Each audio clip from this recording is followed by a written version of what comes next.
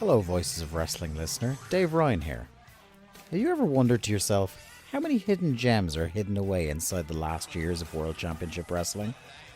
Have you ever asked yourself how many tenuous gags can be made about the name Mike Enos?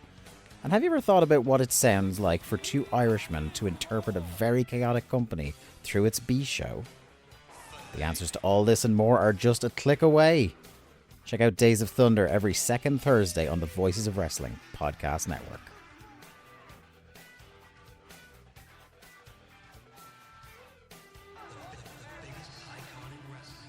Hello, do you like New Japan Pro Wrestling? Are you a Shin Nihon freak? If so, check out the Super J-Cast with Joel and Damon on the Voices of Wrestling podcast network. And even if you fucking hate New Japan Pro Wrestling, listen to the Super J-Cast anyway. Not just for our great show reviews, analysis, and pastrami sandwiches, but there's also usually some dick jokes somewhere in the obligatory opening 30 minutes of absolute nonsense we chat about every single week.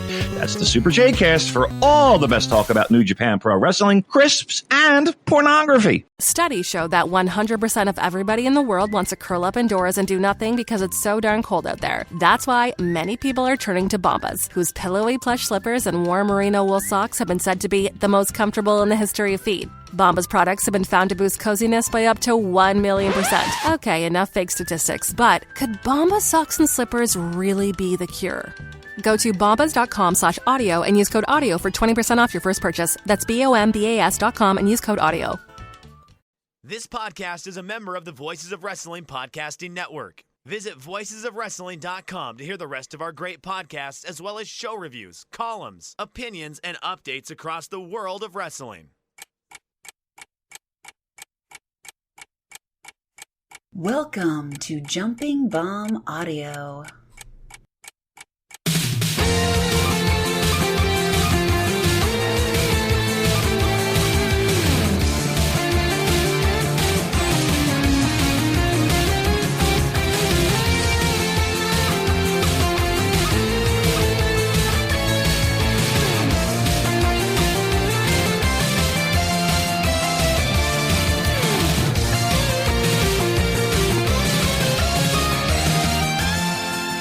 Hello, everyone, and welcome back to Jumping Bomb Audio, the #1 show all about the world of Joshi Pro Wrestling.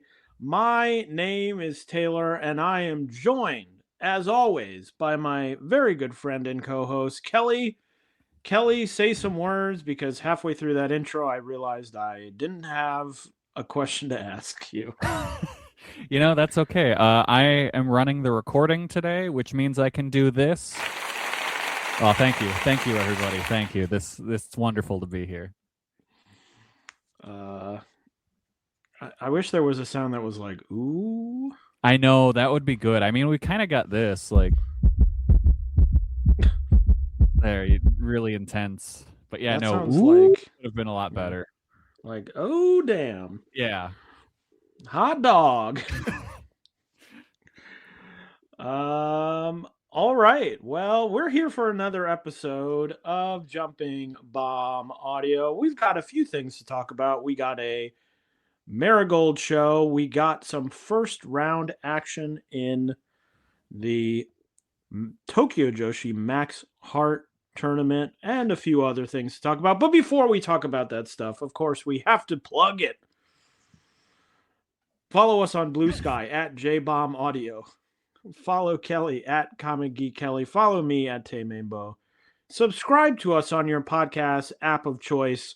And if that app of choice happens to be Apple Podcasts, we would really appreciate a 5-star rating and review. And if you're feeling extra generous, you can donate to this show at redcircle.com/shows/jumping-bomb-audio. All right, so what is going on? What are we going to talk about? Well, we are going to talk about Marigold's Mayu Iwatani 15th anniversary show from January 24th at Korakuen Hall in front of 1,195 fans. And Kelly, before the event even began, it was cloaked in controversy as the Hat Man was stealing images from sure Stardom, using just blatant Stardom pictures for a trading card set that Marigold was making. Yes, to celebrate Mayu's 15th anniversary. Stardom was not very happy with that. Just another insane Rossi Ogawa decision. Do we think Rossi was like, I took those pictures, they're mine? Oh, I'm sure that he thinks like, oh, I have them in my possession. I own them. Yeah.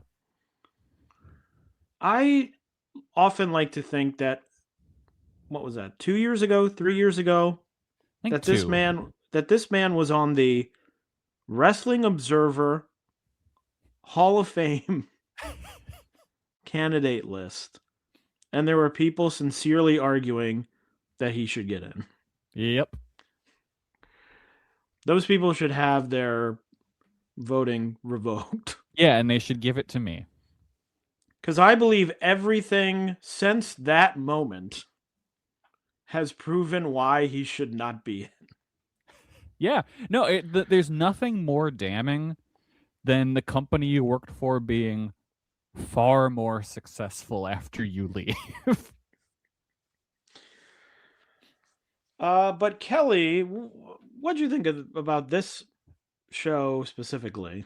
I thought it was all right. I didn't think it was a complete disaster. I think I enjoyed it well enough. It's the most I've probably enjoyed Marigold in quite some time. Well, I liked their big show last year, or at least a portion of their big show. I don't know. I thought this was really boring. I thought there is something about it where they have clearly created, quote unquote, we have Stardom at home. Mm-hmm. That is the whole thing. But you think about these wrestlers and you're like, who do I care about in this promotion? Well, like maybe Sari. I'm like, well, that's sort of interesting. Victoria. It's like Mayu is like, hooray, it's my 15th anniversary. Don't anticipate me getting to 20. So I'm like, oh, great, you've got one foot out the door. You know, Utami sort of just fucks around, seemingly, now that she's lost the title. Yeah. She's like, well, whatever. You know, was happy to have this match with Mayu, which, sure. I don't know. I'm just like, why do I care about, hey, you want to see a promotion that's got a really annoying heel unit in it? You can't get enough of hate in Stardom? Yeah, there Good can't news. be any other place like that, right? Yeah, good news. We have Darkness Revolution. They're like hate, but bad. Yeah. So to me, I just sort of was like, I can't care about this. I think my opinions of the company are so far in the gutter that I can watch this pretty boring show and be like, that was all right. I mean, they also announced, and we'll talk about this as we go through the show, they did announce that they are launching trios titles. And my first thought was they're going to have to consistently find 6 good enough wrestlers in this company to work those matches. Like, Mayu's a champ. You're doing a big show. We're doing a big show, and we're going to defend the trios titles. You can't use Mayu. She's got some titles. You can't use Victoria Yuzuki. She's got a title. You can't use Miku. She's got a title. They're all defending their own title. Name me 6 wrestlers you'd be really excited to see face off in a 3 versus 3 match. Oh, let's see. We got Darkness Revolution versus Oh boy. Utami, Sari Yamaoka, and Mai Sakurai. I mean, the No, that fact you sounds mentioned bad. Darkness Revolution, I don't want to see Darkness Revolution, so I'm already No, in I don't disagreement either. with you. I mean, it's like Komomo, that's 4. Yeah. And then I'm like, who else? Maybe I'm in the mood to see a real bad giant swing. Throw Chikagoto in there. So that tournament is starting, but let's get into this show proper. It began with a 3-way match, Shoko Kashino defeating Hummingbird and Yuka Yamazaki in 8 minutes and 23 seconds. What a disaster. A match that has currently, I believe, a 3.67 out of 10 on Cage Match, and not very good. There was so much I loved about this match. First off, how long has Stardom, Marigold had their own Hiroshi Yamato? I feel like this is the first time I've seen her. She even does like the I'm going to shake everyone's hand in the front row gimmick. Incredible. It's exactly what this company needed. Second off, they start doing comedy spots and you can hear a pin drop. There is no sound from the crowd. No one's laughing. No one's shouting. Nothing. Absolute quiet. And then the commentary team puts over how advanced Yuki Yamazaki is for only being a wrestler for 8 months. And then she proceeds to fuck up damn near every spot after that. Just incredible. Well, I have some commentary opinions later in the show. This is probably the funniest commentary team maybe ever. And not purposely, of course. Yeah, I'll save that for the match where it really stuck out to me because I was like, what are you talking about? Yeah, I would say this match is a skip. I would say I think it's worth a watch. It's one of those that's so bad, it's really funny. It really does highlight, though, here's a positive. It highlights that Wrestle Universe has a great feature where you can just automatically skip a match. It is nice. That is an amazing, great feature. That is very helpful. What was next? Well, it was Darkness Revolution, Nagisa Nosaki, and the small child wearing Halloween witch fingers, Rei Seto, defeating Chikagoto and Nao Ishikawa in 11 minutes and 11 seconds. I have a quick Rei Seto thing to say. First off, I think she's a little better than she used to be. Second off, I was scrolling Instagram yesterday, and one of the things that popped up was someone made a music video of Rei Seto doing the most basic wrestling moves you've ever seen, set to Break Stuff by Limp Bizkit. And that was incredible. That was better than this entire show. I can't tell if it was supposed to be a joke or not. My big takeaway is Kelly already mentioned it earlier. I would love to be backstage at one of these shows and have a Chikagoto match happen. And the match ends, everyone comes to the back. And my first question would be, why do you continue to insist on doing this giant swing that looks like it hurts you more than your opponent? Oh, she got her around 10 times.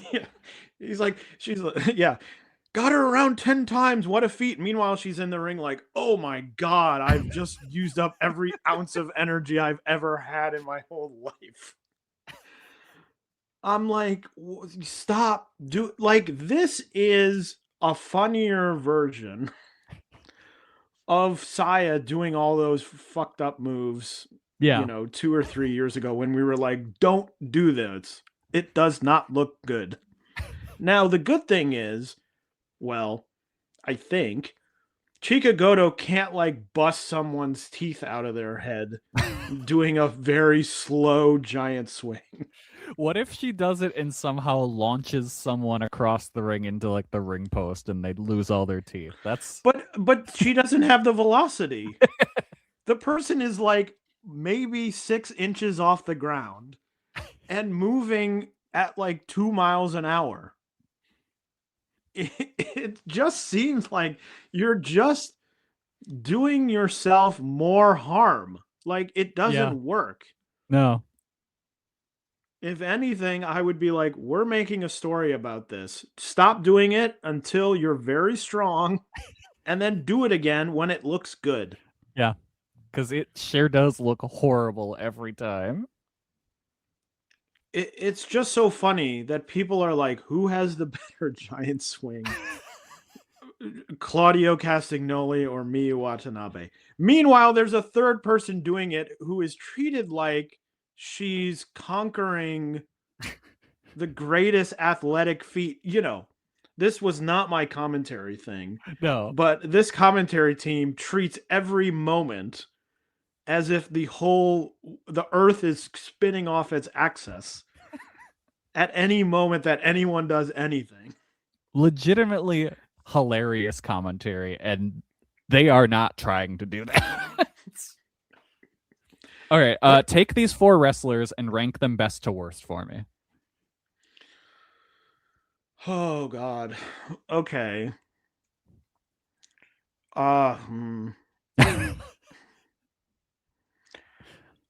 Frank, this is very hard. It is, I think, number 1. Okay, I'm for starting me. bottom. I'm starting bottom up because bottom is easier than top. Okay.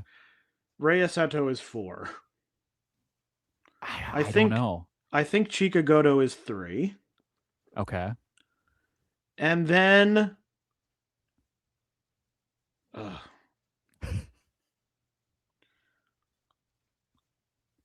like Nagisa Nosaki is not good. But she's serviceable. She is like, in baseball, like a complete replacement player. Yes. Like she doesn't give you any wins. It's just 0. It's like you could use any perfectly average player in that spot and you would get the same result. That is Nagisa Nosaki, where I'm like, I know you're not going to go in there and like forget how to run the ropes. Yes.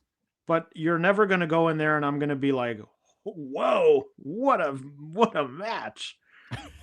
Now Ishikawa, I think, is below average, but I think she has some personality. She has moments of brilliance. And so that's, I guess I would rank Nosaki 2 and Ishikawa 1. That's what I would do as well. I would go now, Nozaki, I think Rhea Seto, and then Chika Goto. Yeah, like Chika Goto just feels like one of those things where it's like, it's not happening. And they're trying so hard to make not her good. happen. Yes. If she was just putzing around doing nothing in the undercard or in the opening matches, it'd be like, she's not very good. Oh, well. But again, it's this thing where it's like, she's a primary part of this promotion. And I'm like, why? Yeah. She, you bring in a bunch of people and most of them haven't worked. You stocked your roster mostly with people who came from a promotion where they don't even call what they do wrestling. You're starting from a low point. And some have worked out and some have not at all. Nope. It's wild that this is the Darkness Revolution A-team. Like by a mile. I mean, the whole thing is like, I was waiting in the title match for them to get Sari because I'm like, they need someone in that group that can do something. Yeah. So, now this, I would say, is a match you should skip. A lot of, yeah. Yeah. there's nothing funny. No. There's nothing funny in this. All right, and the next match on this show, Kelly, it was a little treat just for us, a 15-minute time limit draw between Komomo Minami and Victoria Yuzuki, a draw I knew that was coming when they, I think 7 minutes in or something, I was like, well, this is going a little long. I think it's going to a time limit draw. And I knew it several, like maybe a minute in, when the commentary team told you it was going to go to a draw, because they were like, well, Victoria Yuzuki has the pure white belt, and Komomo Minami is having a title challenge soon. No one can lose. Who could lose this match? No one can lose. Maybe I zoned them out because this was the sequence of events that drew my attention from commentary. Early in the match, Victoria Yuzuki goes to do an over-the-top rope move. She didn't quite get it. It didn't look horrible, but she didn't get all of it. Very clearly, very obviously, the camera was right on it. Sonny's on commentary going, oh my God, she crushed her. She got her. She got her so badly. She's done the greatest move you've ever seen. Not 2 minutes later, the same man is on commentary going, well, I think Victoria Yuzuki's in her head because she didn't hit that move before.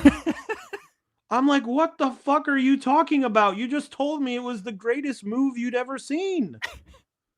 You can't have it both ways. Yeah. He goes, well, a lot of times we get in our head, Victoria gets in her head and she's thinking about the moves that she missed. I'm like, also not a great thing to tell the audience. No. That you have figured out that she misses so many moves and then gets in her head about the moves she missed. But I was more annoyed by, you're telling me it's the greatest move you've ever seen, where I can visually see that she sort of missed it. Again, if the commentary had gone, oh, she went for that move, oh, let's see what that does to Komomo, and moved on, I would have been like, okay, didn't look great, but we got through it. No one got hurt, whatever.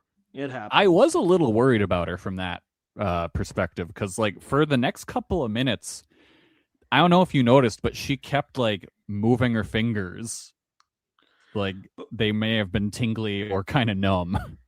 But it wasn't like she landed on her head where I was like, oh God, she may have a broken neck. Yeah. So I was like, whatever. But then you can't possibly tell me, after you told me it was a great move, oh, she's thinking about that she didn't hit the move. Yeah. I'm like, well, and second of all, I mean, I guess you would say, oh, she's young. That's the thing. I'm like, she's still thinking about that move she missed? What is she doing? Why is she wasting time? In sports, the whole thing is, oh, you never remember the last play because blah, blah, blah. And I know Yuzuki is still very young and I don't, she's sort of still in that super rookie period, but I'm like, she's now been wrestling for a while. She is one of your top champions. She's probably in the top 5 most pushed, maybe even higher than that, most pushed people in this company. And you're telling me that she's like, oh, I don't know, I missed that move. Then, of course, we had all the, usual, this is rampant, bad announcer stuff, which is, she hit the move. No one has ever kicked out of this move as the count is happening. And it's 1, 2, kick out. And I'm like, you bozo. The same thing. Oh, there's no way she can get up from that move. Oh, she kicked out. I'm like, you're giving away that she's kicking out by saying, all these announcers always go, There's no way you can get out of that. Yeah. And they kick out. They never say that when the pin happens. No. It's always, well, we'll see. Will they kick out? Oh, no, they didn't kick out.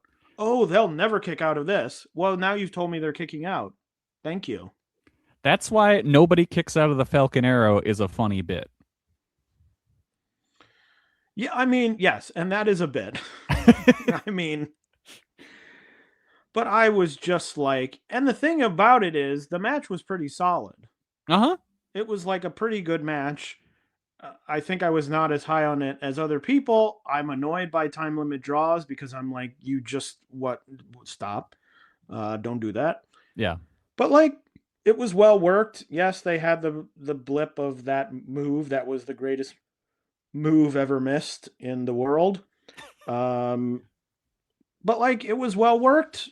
I was like, oh yeah, these are two of the better. I mean, especially Minami. You know, Yuzuki has been presented as a top dog the whole time.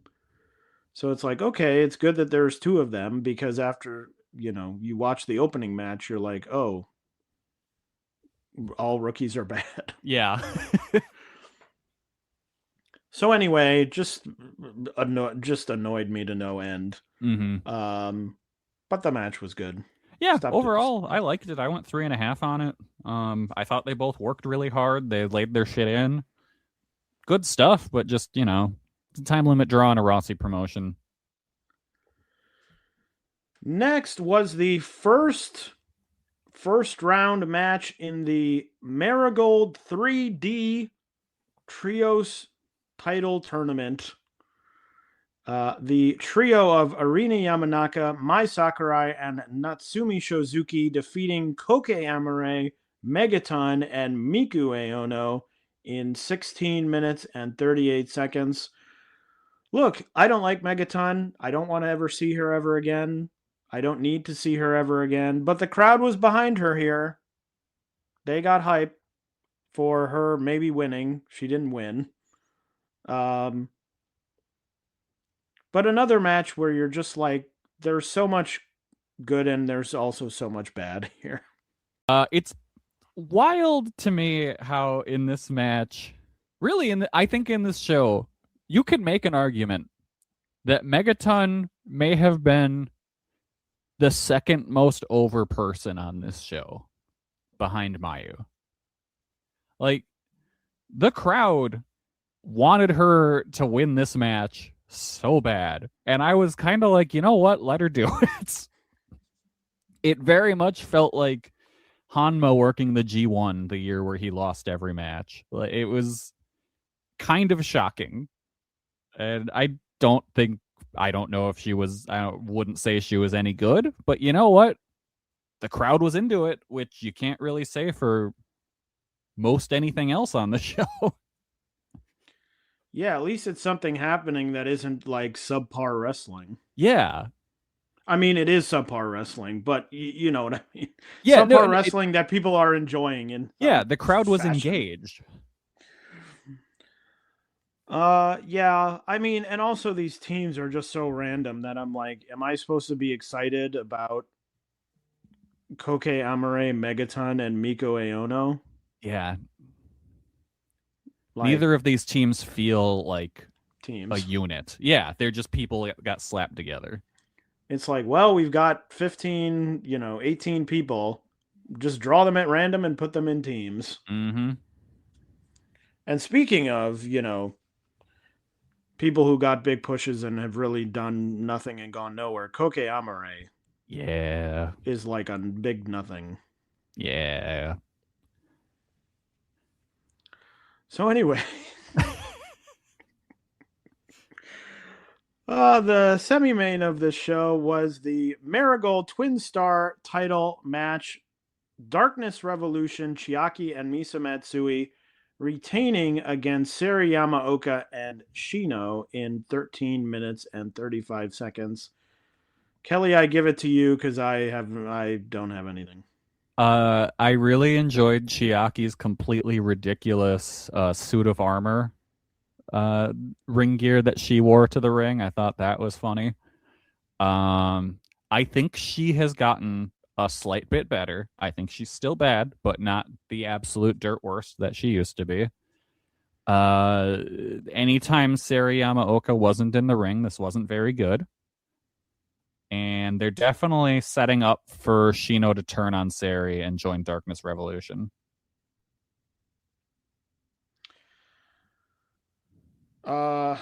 I guess. I'm like, oh, okay. Yeah, I think you're probably right. I mean, someone has to be turning because of the fact they're like, oh, they want so-and-so. They want them, Something's going to happen there. God, we can't add another person who's not that good to that group. Well, buddy, I think they're going to do it. There just aren't that many. Like, who do you even add to? I don't know. Maybe they need another person so they can more easily have a trio to win the trios titles with. Because you don't want to have a trios title and then just one person who's not in the thing in the group. So it's like it makes more sense to have two people on the outside and then so 5 total. Yeah, but that would make so much sense to have people all in one unit be in a trios.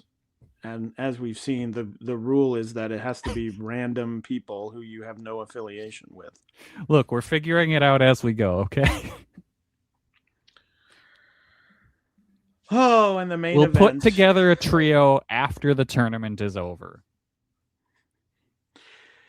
The main event was for the GHC women's title. Mayu Iwatani celebrating her 15th anniversary, defeating Utami in 14 minutes and 45 seconds. This was a good match. I don't think it was necessarily something I was like, wow, never seen this. It was only 14. It was less than 15 minutes. But well worked. Didn't raise my blood pressure. But well worked, as you would expect from two sort of good wrestlers. Yeah, I thought it was good, kind of just like, a little celebration anniversary match. I thought they worked it at a good pace. I liked that it was under 15 minutes. I ended up going 4 1/4 on it. I really did enjoy this. I mean, whatever they're paying Mayu, they should pay her more because I can't imagine what this promotion would be doing if she hadn't jumped. Yeah. Like, what the heck? I mean, you take out Mayu and Utami, and you're like, what even is this promotion? Bad. Well, it still is bad, but extra bad. Anyway, yeah, I started out by saying I was bored of the show, and I think from my individual match reviews, I probably liked it less than I said at the beginning. Yeah. Yeah. Just what a weird company. It really is. It's, I feel like every now and then we do need this reminder to be like, this is what Marigold is. What God. What else was happening in Joshi in the last 2 weeks? Stardom had a couple shows. They had a Korakuen Hall show, Konami defeating Rina to retain the Wonder of Stardom title. And then on the 25th of January, Hazuki retaining the beloved CMLL Japan women's title over Olympia. There, SEAdLINNG also had some of the first round matches in their tournament that they are doing. Miria Koga winning that qualifying pre-tournament to get in the tournament. In the tournament itself, Mio Shirai defeated Yuri, and then the main event was Hiroyo Matsumoto defeating Mirai, retaining her title because every Matsumoto match in this tournament will be a title match for her for the Beyond the Sea title. I did watch this. Saw a little bit of hype for it. People who are like, oh, it's really good. It's like the best Mirai match I've ever seen. Wouldn't go anywhere close to that, but I thought it was good. I thought it was hard hitting, had some good lariats in there, well worked. So, worth your time. Nothing crazy, nothing to go out of your way for, but I did enjoy it. I think to be really fair, Mirai should have put the International Princess title on the line too. So you would have been okay with Hiroyo Matsumoto being the international princess champion? Sure, why not? Just bounce it Okay. around SEAdLINNG. Also, Tokyo Joshi started their Max Heart tournament. The first day was on January 17th.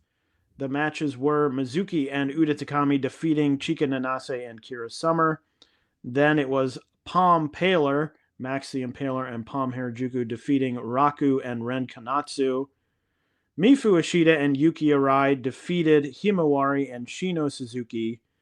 And I need you to tell me what their team name is. Himawari and Shino Suzuki? Yes. Okay, here we go. Bumping Gritters. What does that even mean? Well, they're gritty and they bump. That's what that's the Japanese translation of those British dudes from AEW. Gritters generally refers to vehicles spreading salt on roads during the winter. Oh, I know all about those. Okay, hold on. So they're the bumping gritters. It involves the English words glitter and grit. Oh. So they're gritty glitter girls. I guess. I'm looking this up. I feel like that makes the most sense. The team of Himawari and Shino Suzuki had to repeat their new team name because everywhere got it slightly wrong yesterday. Their name is Bumping Gritters, but they didn't say it clear enough over the microphone, so everyone, including the official social media pages, thought it was Bumping Gritties without the R at the end. That's from Dramatic DDT. I often don't spend a lot of time learning these team names, especially for teams that we may never see. We'll probably never see this again, but this one's so weird that I had to know. Gritters. And then the main event of that show was something more logical for Kelly. Kick Slash. The team of Kaya Toribami and Miyu Yamashita defeating last year's winners, Hyper Masao and Shoko Nakajima. Then on the 25th was the second round of the tournament. Mizuki and Uda Takami defeating Haru Kazushiro and Yuki Aeno. Daisy Monkey defeated Kaya Toribami and Miyu Yamashita. Palm Paler defeated Miyu Watanabe and Rika Tatsumi. And Ober Eats, the current champions, Wakana Uehara and Yuki Kamafuku, defeating Mifu Ishida and Yuki Arai. Kelly, we were sort of talking about this before we went on the air, but I don't think anything gives me more sense of deja vu than covering the Max Heart tournament first round every year. Yeah. Where I think really feels like it's the same thing every year. These are not bad matches. No. They are perfectly average matches. Yeah, they're kind of sleepy, but like that's just because it's a single cam production with no commentary. They have this. They run it in that same venue every year, so the backdrop looks the same. Yep. I think if you took like the last 3 years and mixed them up and played a video and was like, what year is this Max Heart tournament? I think it would be very hard to figure out. You could probably just put up the video file for last year's first round and I would watch it and not think anything of it. I think the only giveaway would be the people who are not in the company anymore, or people who weren't in the company, who are new in the company. Yeah, but it might take me a little while before I'm like, wait a minute. I mean, the good news also is that the later rounds are much better. Mm-hmm. 7 years ago, this whole tournament was this. Yeah. Where you were like, it's just going to be very average tag matches. Now you get into those later rounds and the matches get much better. And then, of course, the finals are usually very good. But it's on Wrestle Universe. I mean, they're short shows if you watch just the matches, but certainly nothing to... I mean, I think in the past years, we maybe had one match at 4 stars. I don't think anything would get close to that here. No. My main takeaway from these matches is that Tokyo Joshi should take all of the push and attention they've given to Yuki Arai and shift it over to Mifu Ishida. Because I think they might really have something with her. Like, she's got really cool looking offense. Yeah, I mean, the trick is that she wasn't in a major national girl group. And I still dispute Arai really was. She was in the farm league for that. Well, I mean, I think to me it's been proven that really has not been a draw. No. Like, the people don't really much care about that. But I agree. I mean, Mifu, I was bummed to see that Kaya Toribami and Miyu Yamashita lost in the second round, because I was like, here we go, a Kaya Toribami push. And then, whoop, that ended. Yep. So, I mean, there's a couple people I think that they could do something with. They haven't. So, we'll see what happens. It's real. Like, I was really hoping. I mean, when I just think of this tournament before they showed the brackets, I feel like in my head I was like, well, Daisy Monkey versus Kaya and Miyu will probably be the finals.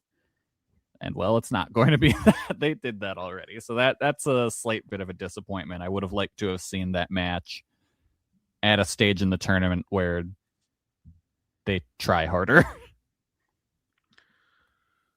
What else was happening in Joshi? In Sendai Girls, they had a show on the 23rd where the junior title changed hands. Yuna losing to Senka Akatsuki. So Senka, the new junior champion there. Diana had a show on the 24th. They decided at the end of last year that they would vacate all of their titles and start fresh. So on the 24th, Diana had 3 title matches with new champions, because they were all for vacant titles. So Ayako Sato winning the Elizabeth title, Haruka Umasaki and Unagi Sayaka winning the tag titles over Miran and Olympia, and Debbie Keitel defeating Nanami Hatano to win the world title. Kelly, what has been going on in Choco Pro? After we recorded last time, Choco Pro 496 from December 30th finally aired. That had some title matches. The Asia Dream tag titles saw the Egg Tarts team of Chieko Shikawa and Hagane Shino beat Miya Soy, Miya Yatsuba, and Soy to win the titles. In all honesty, I was kind of disappointed by that, because I really thought they had something with the Miya Soy team, so that was disappointing. But it was a decent enough match. And then in the main event for the Super Asia title, Rina Yamashita successfully defended against Emi Sakura. All right. And what is upcoming in Joshi? Well, Stardom has a bunch of shows. They have a Korakuen Hall on the 31st. They have 2 New Blood shows back to back, one on February 3rd, which is New Blood 28, one on February 4th, which is New Blood 29. And then they have Supreme Fight in Osaka, Suri versus Saki Kashima, Maki Ito facing off one-on-one against Aya Sakura. There will be an Enexus V versus Mi Vida Loca match. And then the main event of that will be Sayaka Matani taking on Starlight Kid for the World of Stardom title. Oz has a show on February 8th that will have Rina Yamashita versus Jaguar Yokota versus Miku Kanai for the Oz Pioneer title, and then will be main evented by Saori Anou facing off against Hiroyo Matsumoto for the Oz title. And then finally, the Tokyo Joshi Max Heart tournament will continue with the semi-final matches on January 31st. Those semi-final matches will be Daisy Monkey facing off against Mizuki and Uda Takami, and Palm Paler, which is Max and Palm, facing off against Ober Eats. Kelly, who do you have in the final? Going with Daisy Monkey versus Palm Paler.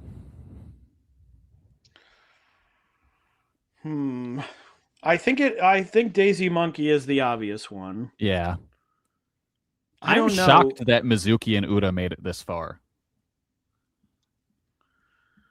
I mean, Mizuki is not, no slouch, and No, now it's but that easy enough. scream that we just put these two together to be in a first round match, and then Uda would take the pin, and they'd never team together again after that.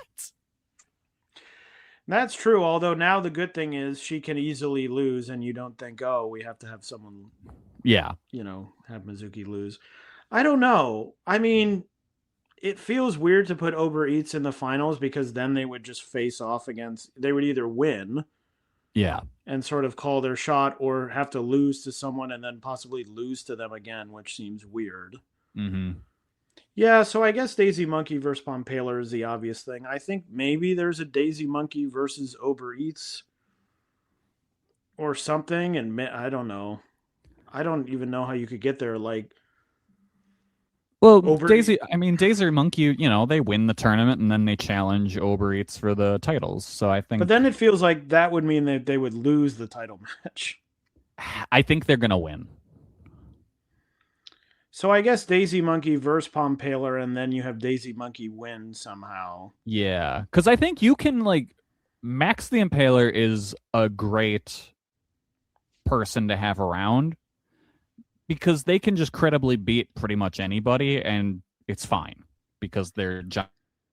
So you could have Max just pin Wakana, and no one would look that weird. Yeah. So, but we'll have to see. Should be a good final with those 4 possible teams. And that is everything coming up in the next 2 weeks of Joshi. Kelly, I'm going to commandeer Kelly's Corner. Oh. For my own recommendation. Did you watch Skyscraper live yesterday? I did not. It is pretty crazy, and I would recommend it. Okay. And it is related to wrestling because one of the commentators is Mr. Freaking himself. Oh. Seth Rollins. Did he laugh a lot? Seth Rollins sounding, I will say, it's funny you say that, sounding the most normal I've heard him speak in years. Actually sort of sounding like a human being who's like, wow, this is really crazy and this is making me nervous. As opposed to his usual, ha ha ha, I'm, and you're just like, shut the hell up.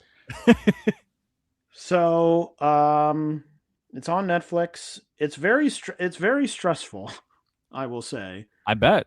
I didn't realize watching it because I was sort of thinking of it, and then you start watching a person climb a building with no help, and you're like, oh, this would be very easy to fall and die very horribly. And they're like, we have to clear the 1 mile around the building because even if a penny falls, it will kill someone. And I'm like, okay. But that's my recommendation. Kelly, you are still allowed. I still will allow you to make your own recommendation. It's been very cold out, so I've been home a lot playing Animal Crossing because they did the. So it's got some new stuff to do, and it's just fun to kind of go back to that old routine. Well, there you go. A classic recommendation from Kelly. And that brings us to the end of this episode of Jumping Bomb Audio. But we will be back with you in 2 weeks' time to talk even more Joshi. So until then, so long. Bye, everybody. Hello, Voices of Wrestling Podcasting Network listeners. I am Jeff Hawkins, co-host of Shake Them Ropes, with a very special announcement. If it's been a while or you've never listened to us before, the original gang is back. Myself and Rob McCarran, back talking wrestling. We have no idea where this show's going to go, where we're going to keep any of the old bits or any of the old things in there. It's going to be a process. It's going to be a journey, and we'd like for you to come along with us. Only on Shake Them Ropes on the Voices of Wrestling Podcasting Network. Hello, Do you like New Japan Pro Wrestling? Are you a Shin Nihon freak? If so, check out the Super J-Cast with Joel and Damon on the Voices of Wrestling Podcast Network. And even if you fucking hate New Japan Pro Wrestling, listen to the Super J-Cast anyway. Not just for our great show reviews, analysis, and pastrami sandwiches, but there's also usually some dick jokes somewhere in the obligatory opening 30 minutes of absolute nonsense we chat about every single week. That's the Super J-Cast for all the best talk about New Japan Pro Wrestling, crisps, and pornography. If you're a podcast host, listen up, this one's for you. My name is Allie Jackson. I'm the host of Finding Mr. Height, a dating and relationship podcast that I've been doing for 4 years now, sharing my positive and practical approach to dating that's built on my own life experience. And I wanted to share another experience that I've had, my secret behind monetizing my show. It's called Red Circle, and I was just telling my colleague about how much I love their platform. With Red Circle, not only am I getting a seamless hosting experience, but I also love the support I receive in ad sales. It's not just typical ad sales either. It's targeted opportunities based on my show and my life. And the platform is super simple. You just set your preferences and Red Circle matches you with sponsors that align with your show. You can vet every opportunity and their platform gives you great analytics. More recently too, my Red Circle team has brought me opportunities outside of my podcast on social media to really augment the podcast partnerships, bring them full circle. I just can't recommend them enough. If you want to give it a try, go to redcircle.com to get your free trial. That's redcircle.com for a free trial.